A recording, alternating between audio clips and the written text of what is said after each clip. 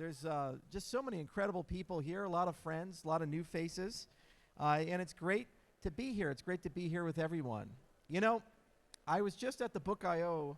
event down in Dallas not too long ago, and the book guys, where are you guys at? Yeah, there we go.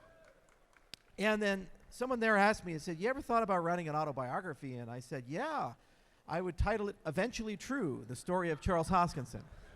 And that's kind of like Cardano, right? You know, we started with a lot of ambitions and goals a long time ago. It was almost 10 years now, 2015. The world was a very different place. I mean, it was just day and night when you look at the cryptocurrency industry back then compared to today, and Ethereum hadn't even launched.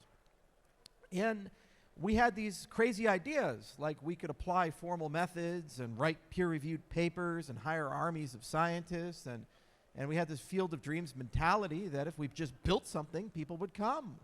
Well, you all came, didn't you? You're here. And when we look at what we've achieved, when we look at what we've built as an ecosystem, we are literally weeks away from the largest DAO in the history of the cryptocurrency industry, controlling one of the largest treasuries in the history of the cryptocurrency industry, built by and for the people of Cardano. We have DREPs, training happened today, some of you were in it. Well, yesterday, excuse me, some of you were in it. We have Constitutional Committee, we have SPOs, a lot of you in the audience are SPOs. Tripartite government, the first time ever Constitutional Republic has been put together with liquid democracy. It's a pretty cool concept. A lot of innovation there, a lot of cool ideas there. I was just in Argentina. Very passionate community down there. We actually have some. Where's our Argentines? There we go. There's Cami. And it was so cool. We met with Malay's government. We met with the mayor of Buenos Aires. We met with so many other amazing people. And they're incredibly excited to receive us down at the University of Buenos Aires School of Law for the Constitutional Convention. We're going to have delegates from more than 50 countries all around to come and talk about what Cardano should be for the next 10 years and the 10 years beyond that. And what's extraordinary is every single time we as an ecosystem have asked, hey, you should step up and do something, people step up and do something. Here's an example. When we were talking about how do we showcase Hydra, because Hydra is amazing technology. We're so excited about Hydra. We designed extended UTXO specifically for Hydra. These types of things, this ability to move on and off the chain seamlessly. There's isomorphic. It just works. It's secure. It's fast. We said, well, we need something that everybody understands instantly, everybody's touched, everybody's done, that would put Hydra in a position where people realize how powerful the technology is.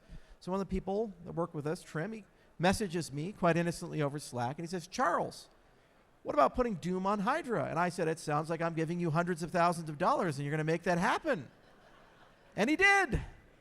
Over by the booth, you can actually play on pre-prod Hydra running Doom, 35 frames per second, every frame a transaction. Now Twitter. I got something for you. A little math.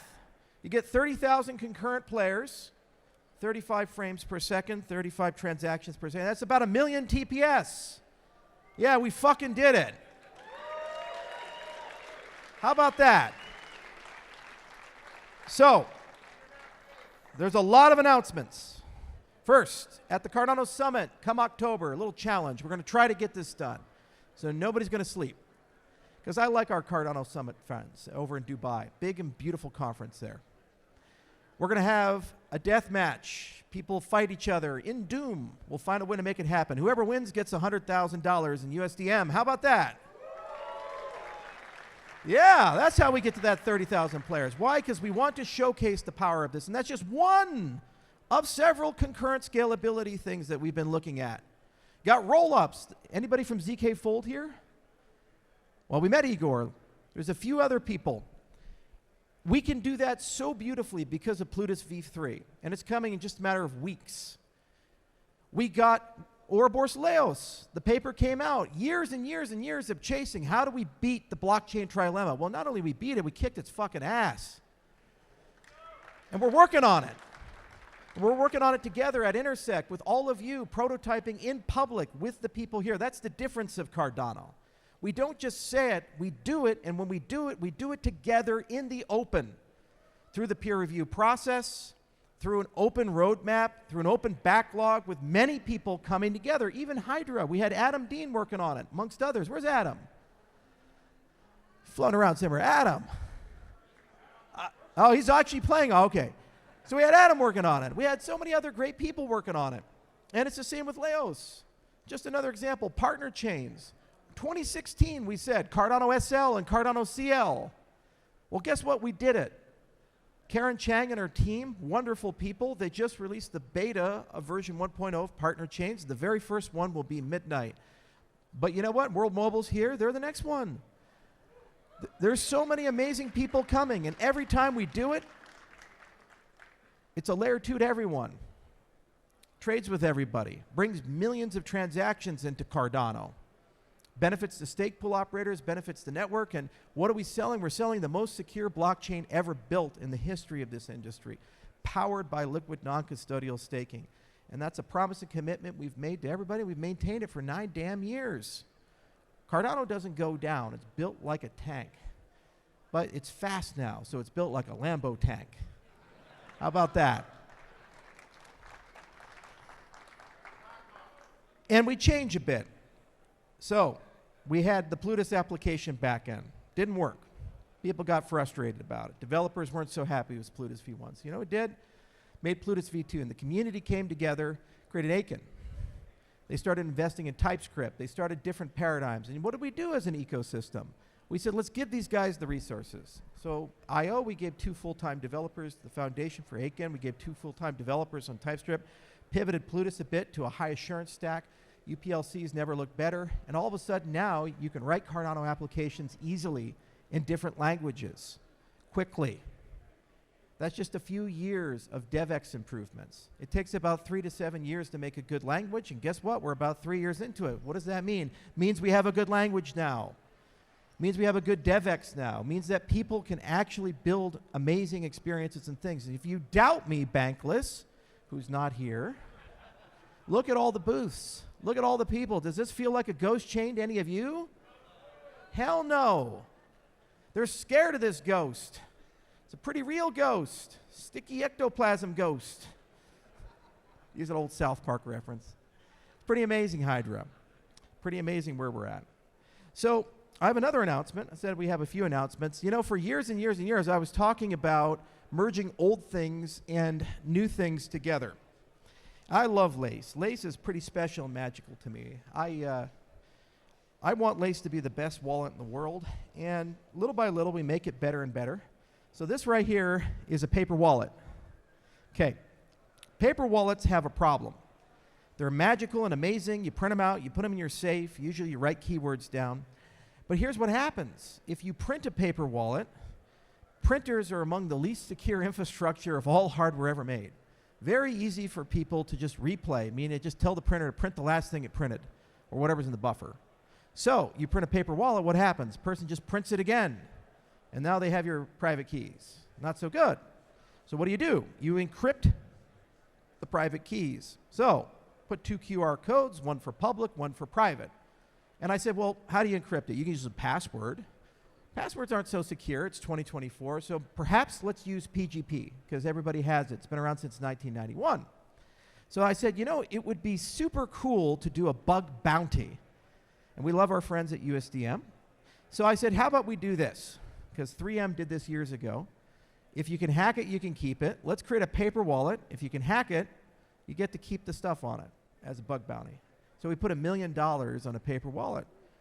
And you guys can try to break it. And if you can break it, it's yours. Why? Because I believe in PGP. I believe in cryptography. And this is coming to Lace for all the assets that Lace supports, including Cardano native assets. So when you create your wallet and you create a backup, what do? Eventually, as the interface evolves, you upload your DID, which has some cryptographic credentials, it encrypts it, you print it out, you put it in your safe. Or leave it on the coffee table. It doesn't particularly matter, because people can't break this. That's usability. These are the things we're thinking about. There's so many things that the Cardano ecosystem and the broader cryptocurrency ecosystem is evolving and growing with. And every single day, people in this room, people outside of this room are united in asking the question, how do we make it simpler, faster, cheaper, easier, better? Why? Because we want crypto to take over the world. That's why we're here. We're not here just because numbers go up. We're not here just because crypto's fun and exciting and we get some good memes. I'm sure it's fun. But at the end of the day, if our goal is to change the economic, political, and social systems of the world, what ought we do? We ought to make the system that does that easy to use, effective to use, and usable for everyone in the world, not just a few people. So that's the point of LACE. That's the point of Hydra. That's the point of games. That's the point of governance. That's the point of peer-reviewed research. That's the point of what we've put together as an ecosystem, is to make these things work. It's a harsh industry. That's why I say eventually true. It's really harsh. It's tough. It's hard when you do amazing things as an ecosystem, when you write incredible papers, you solve incredible problems. As a project, you work hard every day, 80 hours a week, 100 hours a week, sleepless nights. Don't spend time with family, miss the death of relatives. You're not there for special events. And after you put on all that effort, then somebody says you've done nothing. You've achieved nothing. You are nothing. But you know what? The most valuable advice I've ever gotten is widen the aperture. Over the horizon of time, look at what we've done in 10 years. We started as an idea on a whiteboard with nobody. No papers, no code, and we're here today, now. Think about that.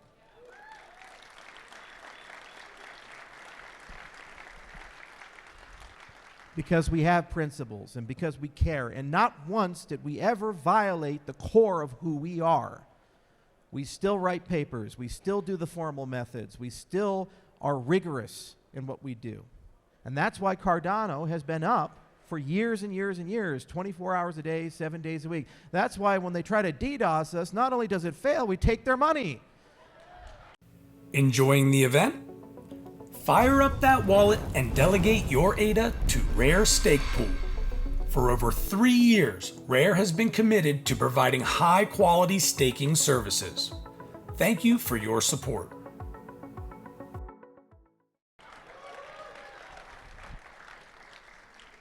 That's because of you. It wasn't me. It was a community member who did that. Don't fuck with Cardano. It's who we are. We never once compromised, and we never will compromise. And that's why I'm so proud. People say, aren't you scared about Voltaire and this decentralized government coming in? Aren't you worried? You know, first it's the press, and they always hate everybody, and they think everybody's stupid. I say, no, this ecosystem's a lot smarter than me. I made Plutus, they made Aiken. Come on.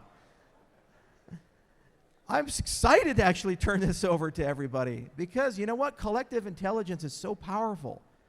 Your ability to coordinate and collaborate, to work with other people, verify what other people are saying is true, and solve problems together, that is what makes the difference. That is what builds great things.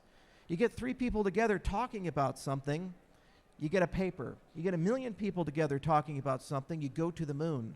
That's called the Apollo mission. We have millions of people. What can we do if we're united, if we're working together? There's been so much thought over the last 2 years that have gone into Voltaire and the collaborative model. It's not perfect. We call it minimum viable governance for a reason, because the minute that it comes out, you know what's going to happen is we're going to change it. We're going to demand new things, new voting systems, more inclusive ways of bringing people in. Say, perhaps we should go to multi-resource consensus. Well, we got a paper for it. It's called Minotaur. What does that translate to? You can vote with more than just ADA.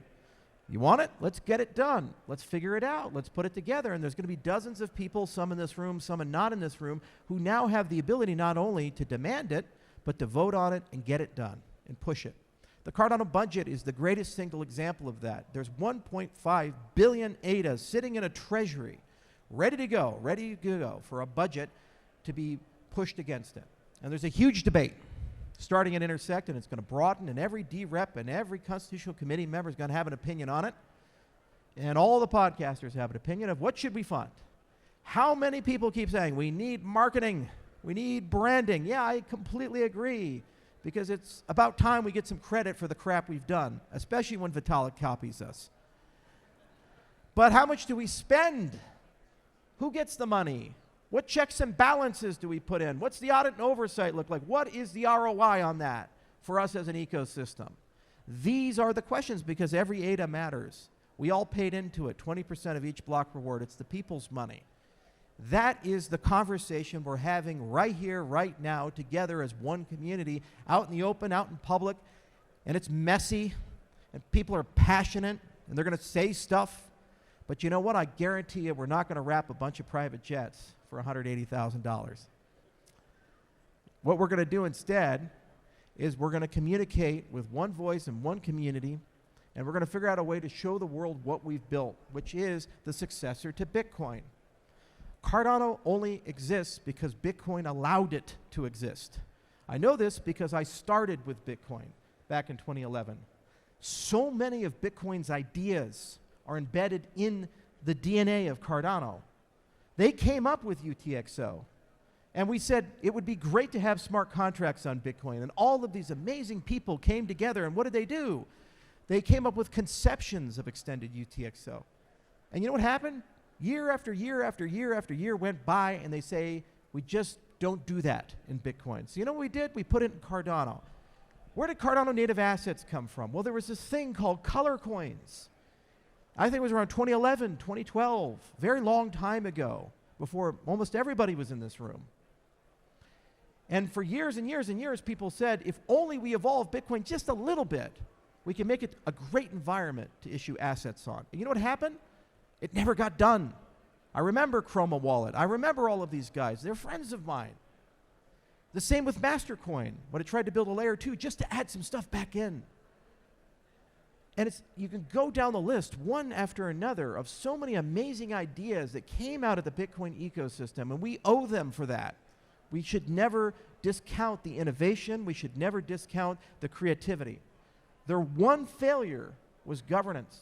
They never figured out how to upgrade the system beyond the founder. And no matter how brilliant the founder is, no matter how great the technology is, eventually it's not fit for purpose.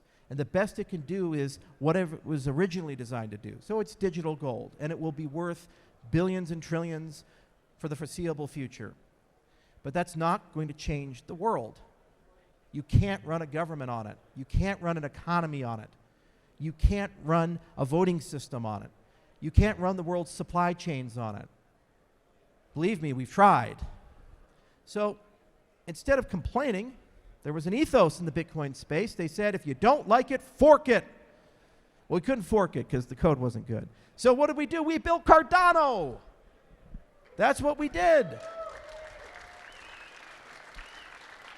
And it has all the same principles: the deflationary monetary policy, the decentralization. We know it because we measured it. We were the first to create the Edinburgh Decentralization Index, and we look pretty good. And we recognize the single most important thing is to give everybody in the room a voice and a say. You don't have that with Solana or Ethereum or these other guys, but you have it with Cardano. So that's what we did. We gave them a say with on-chain governance. Is it perfect? No, but I'm not going to write a blog post saying just because it's hard we shouldn't do it. We do it because it's hard. Because if we solve this problem, we solve it for everyone in the entire industry, and every single dApp benefits from it.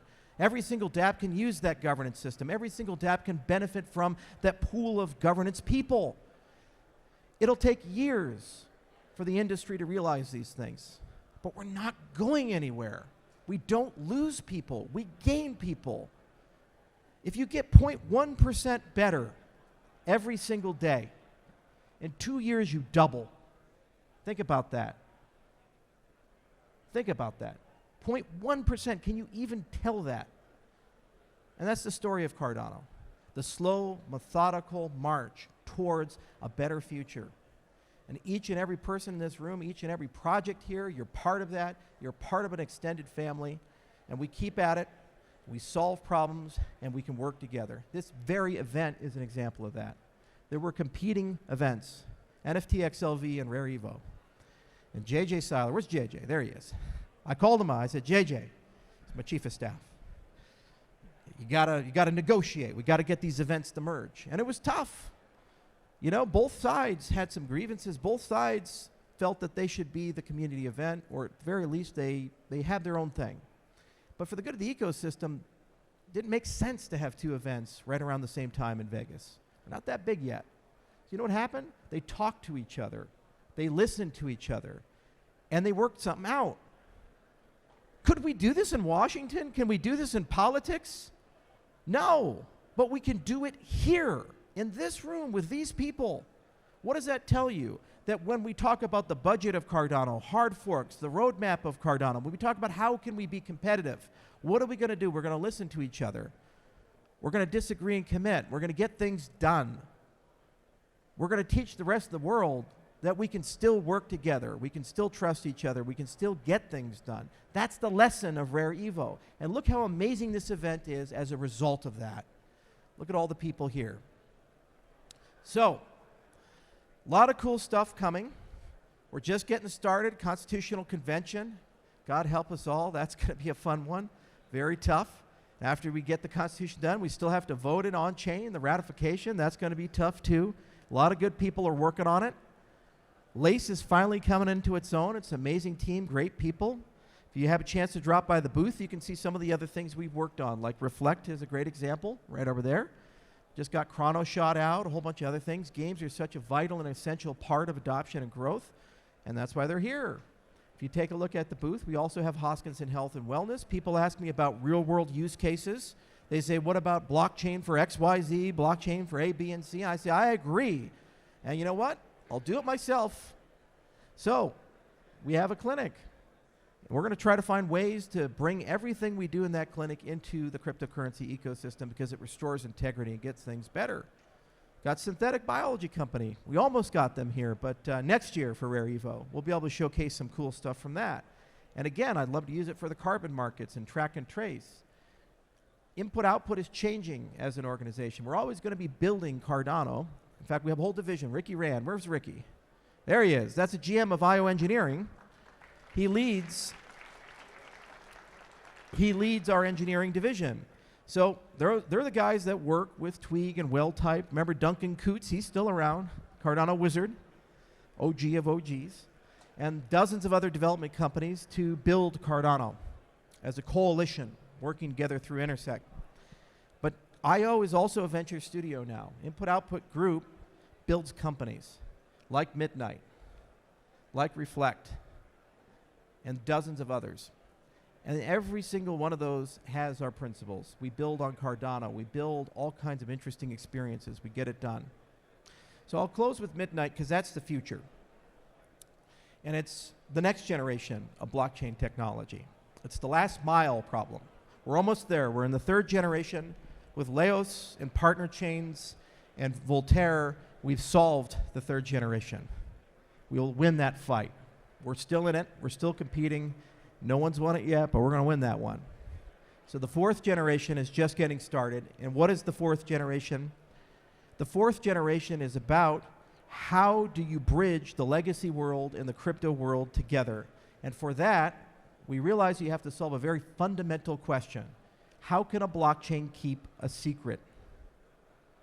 Real-world business, real-world applications, they have a public side and a private side. And right now, blockchains are super good at the public side. They're auditable, transparent, they're time-stamped, easy to use in that respect. But then when you go to privacy, would you guys feel comfortable with every email you've ever sent, every web search you've ever done, everything you've ever bought on Amazon being made public? I don't know. I'd get a good deal for hemorrhoid cream, you know. Probably not a good thing, right? We have a private life. Probably should keep it that way. So how the hell do you blockchain the entire world if you only do one half of the world? And the magic of Cardano is we knew this back in 2016. So we planned for it with partner chains and with Midnight. And when we bring this in, we bring in the other half. And we get it here first, and then we get to sell it to everybody in the entire cryptocurrency space. So Iran is going to be speaking. It's going to be a great keynote. You guys can learn a lot about that, but it just shows the innovation here, and it just shows how not only are we thinking about the fight today, but we're thinking about the fight in 5 years, 10 years, 15 years, 20 years. Where do we need to go? And every day we get stronger, because when we get to that next level, which is so complicated and hard, we get there from day one with decentralized governance, from day one with one of the largest treasuries, from day one with a humongous base of developers, from day one with so many powerful people who are smart, fired up, excited, ready to go in hundreds of real-world use cases instead of a hypothetical. That's the magic of progress, and that's the magic of rooms like this. So thank you for being in the room. Tell the people who aren't how much they missed out, and next year it's going to be a lot bigger. Thank you, everyone. Cheers. Rare Evo 2025 tickets are on sale now. Save big. General admission passes are discounted to $250, and VIP passes are only $800. Join us August 7th through 9th, 2025 at Caesars Palace, Las Vegas. Hurry, only 30 days left to save. Visit rareevo.io and buy your tickets now.